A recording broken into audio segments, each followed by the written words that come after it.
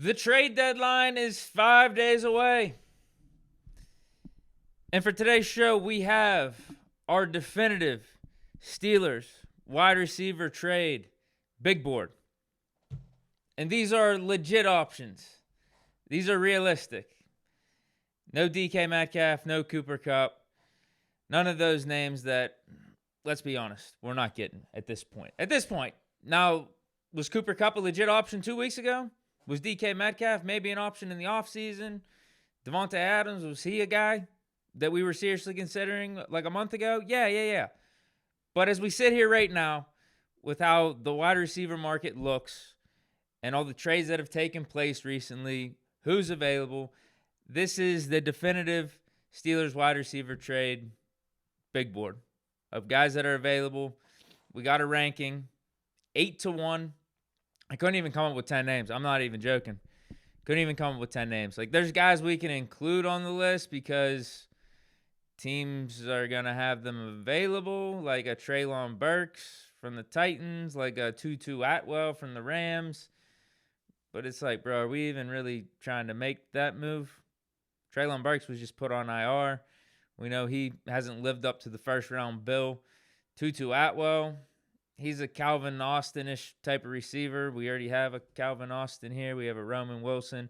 Even though we just put Roman Wilson on IR, I don't think that's the receiver we're looking for. And then going back to what I said at the beginning, Cooper Kupp, DK Metcalf, I could put these names on the list, but again, let's just be real. We're not trading for them. This is a realistic trade big board, wide receiver trade big board for the Steelers. Realistic as it gets this point, 5 days away from the trade deadline. So, yeah, you're not going to see any Cooper Kupp, DK Metcalf, Garrett Wilson. Let's be real. We're not getting Garrett Wilson. Jordan Addison, he had the Instagram post last week that said free 3. Listen, I was excited about that because I was like, you know what? If he wants out of Minnesota, Steelers, get on the phone right now. Omar Khan, get on the phone with the Vikings GM and make Jordan Addison a Pittsburgh Steeler. Have Jordan Addison come back home to Pittsburgh. But he cleared it up and said people were looking too far into it. He probably is upset with what's going on with the Vikings right now and his production and his usage. But I don't think the Vikings are just trading Jordan Addison in the middle of his second year like that. A dude with that type of talent and everything. I don't see it happening. With them being in contention and the caliber of player that Jordan Addison is, I doubt it. But you never know. If any of these guys were legitimately available, they go to the top of the list, but they're not going to be on today's big board. Starting at 8, we're going to go 8-1. Tyler Boyd. And honestly, I would break this big board down into 2 groups. These 3 names that I have from 6 to 8, it's a tier 2.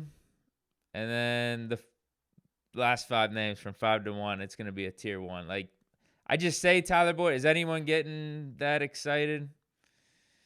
No. I mean, you're just bringing him on for depth, I feel, at this point. You're bringing him on as a potential slot receiver depth. His ceiling is being like a definitive slot receiver for us. But without Calvin Austin and Van Jefferson play, I'm almost just more excited about what those guys can continue doing in the system to bring it on. A Tyler Boyd who's over 30, hasn't done anything with the Titans. And that's not all of his fault. We know how bad the Titans offense is. We know how bad Will Levis is and just that whole situation down there. So maybe Tyler Boyd does still have some gas left in the tank.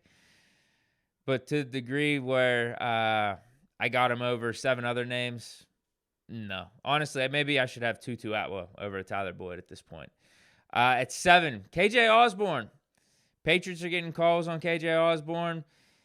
He was with the Vikings to start his career, was their wide receiver 3 whenever they had Justin Jefferson and Thielen, and then most recently with Justin Jefferson and Jordan Addison.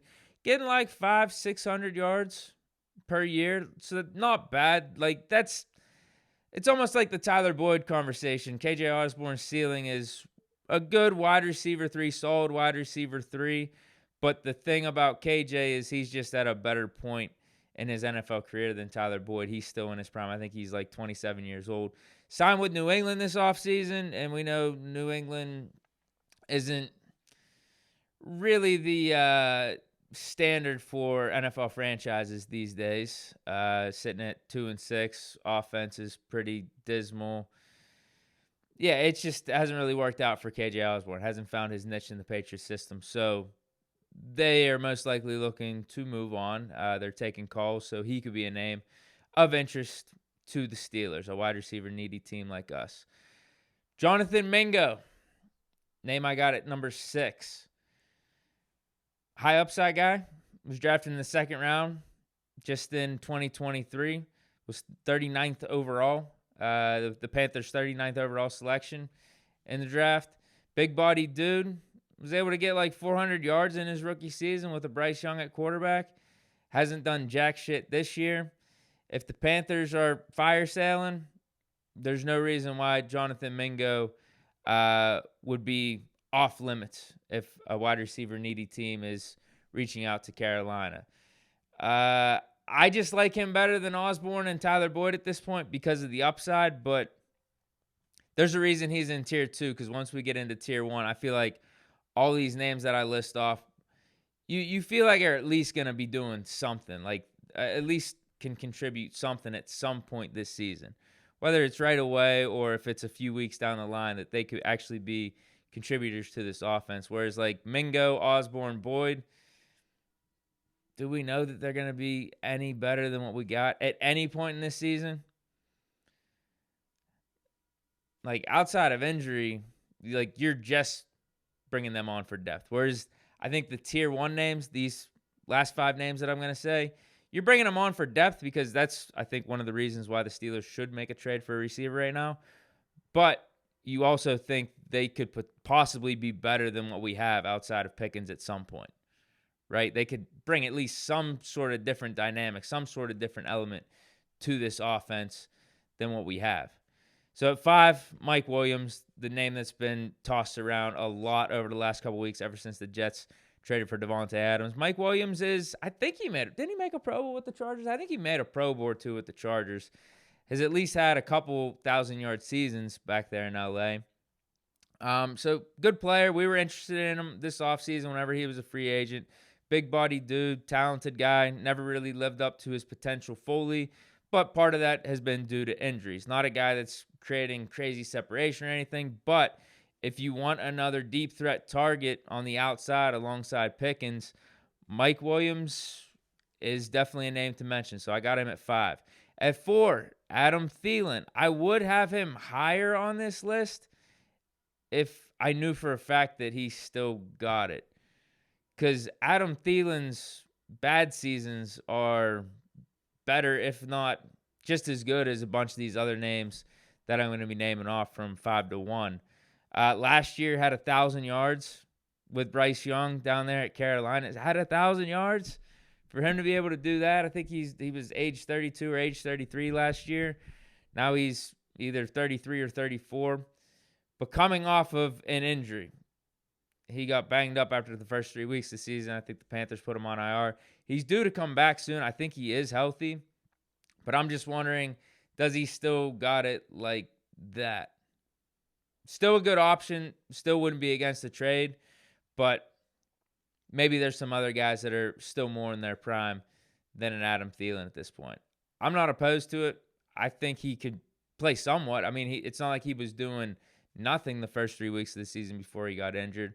But I wonder if he still got it like that. He's got a good floor. I think he could give you on a per-game basis at least like 40, 50 yards. Give you a good floor. But I don't think we're getting the Adam Thielen that what we saw with the Vikings. Who knows, though? Maybe he could prove me wrong. He's been aging like fine wine thus far. He's been aging pretty good at that receiver position. But I got him at 4. At 3, Darius Slayton.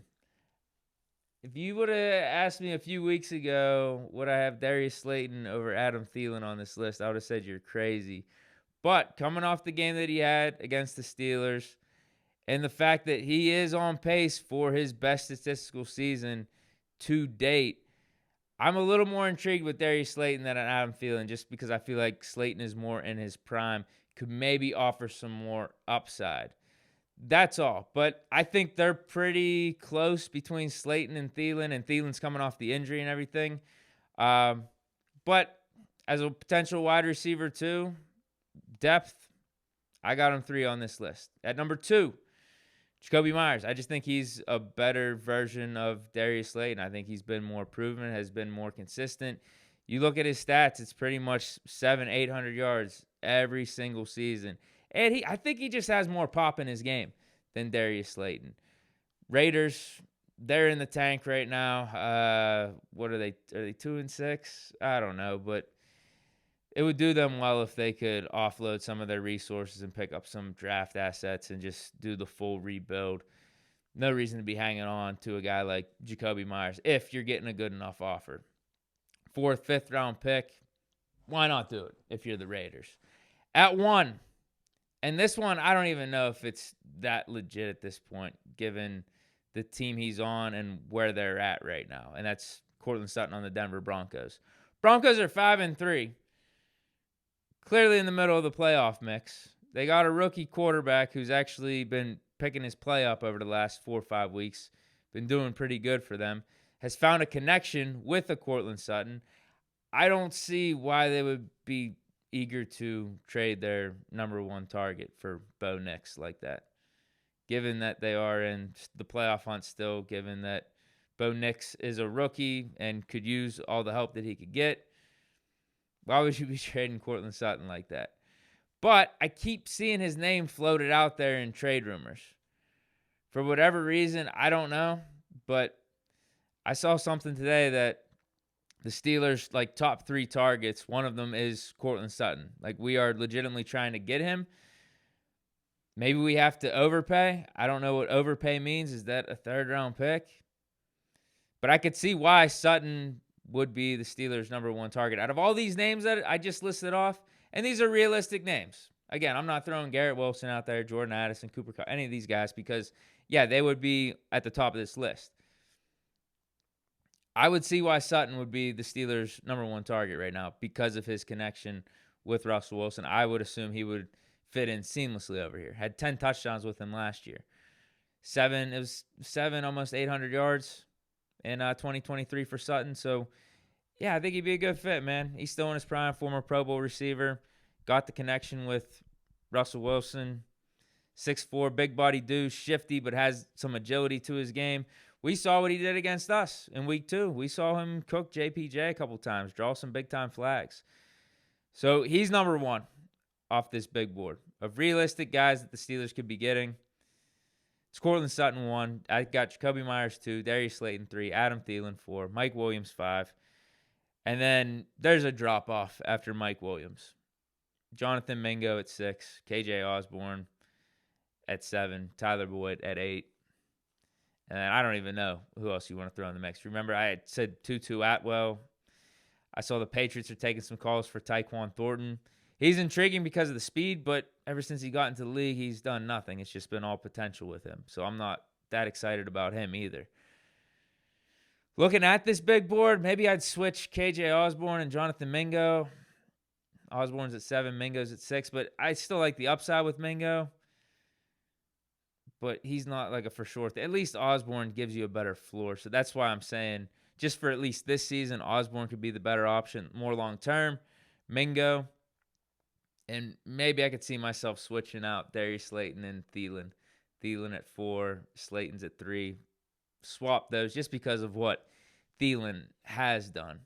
And if he could, I don't know, reach back and pull out any semblance of what Thielen was in the past and be, and it's not even like past like Vikings. I mean, I'm just talking last year. He had 1,000 yards with the Panthers last year. Does he still got it like that? Or is this injury like the final nail in the coffin where he's really on that back half of his career and he's not going to do anything more than be a wide receiver 3? If you're willing to take that risk, if you're the Steelers and want to take that risk, wouldn't be the worst thing because it's not going to cost you a lot.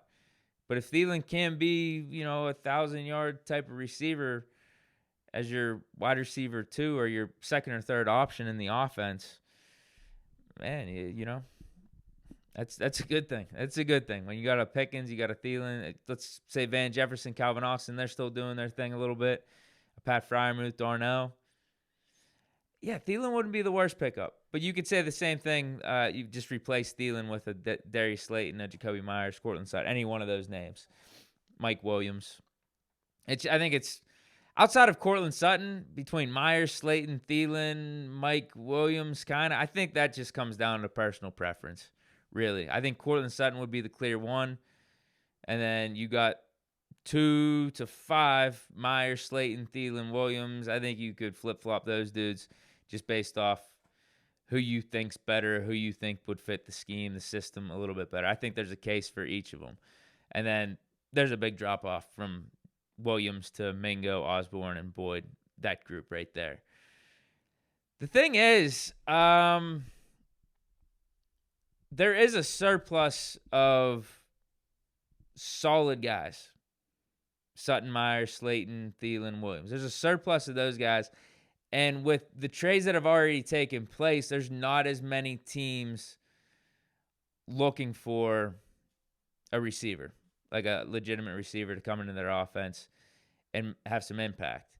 Although with Tampa Bay and the injuries that just have taken place with them, with Godwin and Evans, like they're a new team that's popped up, and same with the Texans. So I think us, the Texans, the Bucs would be the top 3 teams looking for a receiver, but I don't know if there's much competition outside of that. So we should be able to get one of those top 5 names. If we don't, then I think we really failed this trade deadline. We really did. By not getting Hopkins, Cooper. Amari Cooper gets traded for a 3rd rounder. Hopkins gets traded for a 5th rounder. What's the most recent one that just happened? Am I missing? Deontay Johnson. I know we were never getting Deontay Johnson, but Deontay Johnson going to the Ravens for a late round pick swap. Devontae Adams going to the Jets for a 3rd rounder. Like, we missed out on a bunch of these receiver trades, and it could be for the good. Let's see how the rest of the season plays out. Let's see how this offense looks with Russell Wilson. Maybe we didn't need to trade for one of the bigger name guys. Jobe Myers, Darius Slayton, a Thielen. Maybe they will fit right in perfectly with Russell Wilson being a quarterback and the uptick that we're seeing from some of our secondary guys with Van Jefferson and Calvin Austin. Maybe we didn't need a Devontae Adams to begin with. So it could play out working out. All's well that ends well. But if we don't get one of those dudes, at least just for depth, at least one of these top 5 names, then I'm going to say we failed this NFL trade season. I'm going to say that's a failure. But I think Khan's going to pull off one of these deals. It's probably going to be one of those top 5 names. Listen, if the Jets lose tonight, maybe Garrett Wilson does legitimately get added to this list. If something bad happens with the Vikings and Jordan Addison doesn't get targets this week, I don't know if they're on a bye or not, and he posts out something again on Instagram indicating his displeasure with the Vikings in Minnesota, then maybe he's legitimately on this list. And I would say go after those guys. Really go after those guys. So, yeah, maybe things could change in the next few days with this big board, but I think that's where we're at right now. If I'm missing any names, let me know. I think we should be trading for one of those top 5 names because of depth as like the bare minimum. But again, I actually think any of those guys at some point can make impact. They could bring a nice dynamic or a different element to this offense from what we have. Again, I don't know if it's a guarantee that these guys are major upgrades over Calvin Austin or Van Jefferson right away, but potentially down the line. In worst case, they're giving us some depth. But, yeah, let me know your thoughts on my rankings here in this big board. Let me know if I missed any names. But that is it. Hope you guys enjoyed. Stay chilling. Peace.